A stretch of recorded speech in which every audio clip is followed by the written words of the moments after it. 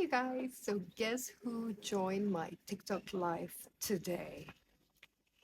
Ex-convict. And no, it's not even a bad thing.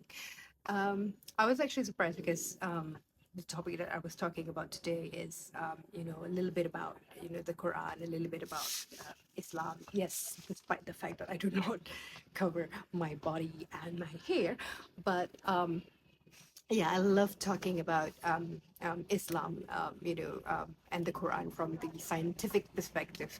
So anyway, I was sharing some stories, and then one thing leads to another, and I started talking about Palestine, and then I started talking about, how certain things were already written in the Quran.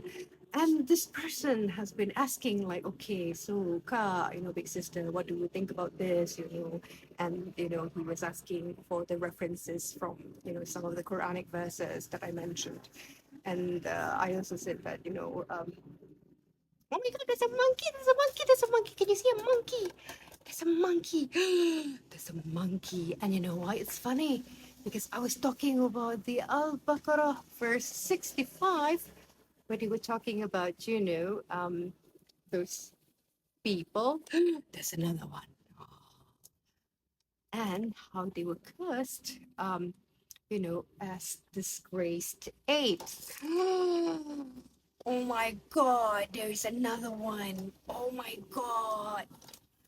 I was just talking about that verse. So anyway, funny thing is, I also mentioned that it's Ramadan, so I know that a lot of people would love to read the Quran, and try to complete Quran reading within this 1 month. But one of the things that I highlighted was you can do that, but at the same time, because most of us in Malaysia, we do not speak Arabic. So I think it's also best, not to skip the translation so we understand, Islam better. We understand about the stories written in the Quran.